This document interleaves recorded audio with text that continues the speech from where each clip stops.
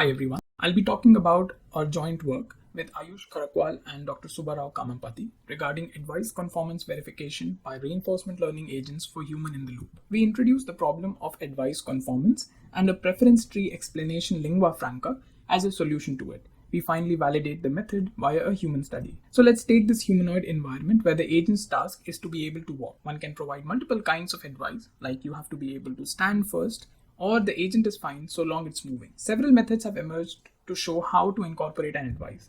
However, we pose the following question: how can a human realize how their advice was used by the RL agent? The advice conformance verification captures this question and requires that the RL agent provide assurances to the human user by conveying whether the advice was accommodated.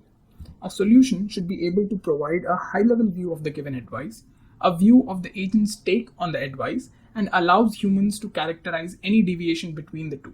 So why is this problem important?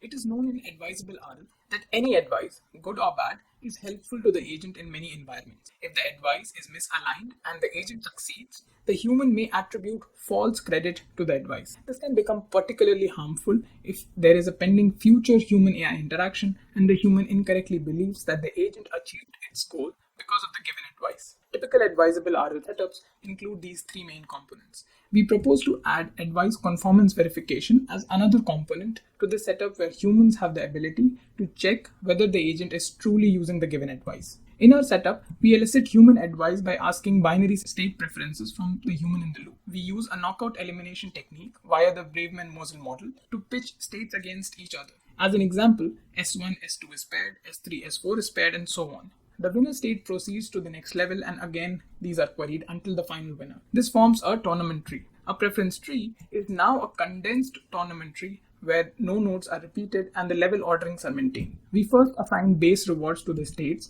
that occur in this tree. We do so by assigning a constant reward to the leaves and percolate those values up, where the parent's reward is an expectation over its children's scaled rewards. We use a state similarity based technique to ground a reward value for any new state not in the human's preference tree. The new state's preference reward is determined by the most similar state in the tree and scaled by values like depth of the state in the tree and the similarity measure. These rewards represent the human advice.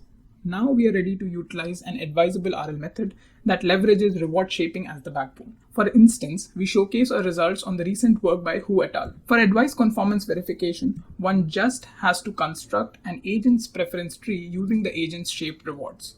A comparison between the human preference tree and the agent's is the solution to the conformance verification problem. Our method allows for anytime computation for the agent's preference tree. Back to our humanoid example where the human feedback prefers straight posture states of the agent to manifest their advice that the agent must learn to stand first in order to walk. We see that in the generated preference tree, standing postures lie towards the root node and the bent postures lie around the leaves. Interestingly, the agent's preference tree, we find that the RL agent after convergence, although is successfully achieving its task, does so while preferring bent postures over the straight ones. This deviation in whether the agent is following the human advice would go unnoticed without a conformance verification technique. We conduct a human study to validate our method. The first hypothesis is whether, given the agent's and the human's preference trees, can the participants at least differentiate between the two? We find that all the participants were able to do so. Secondly, we asked the participants whether they can characterize the difference. 85% of the participants answered that the agent preferred bent postures. To conclude, we presented the problem of advice conformance verification and proposed preference trees as a solution.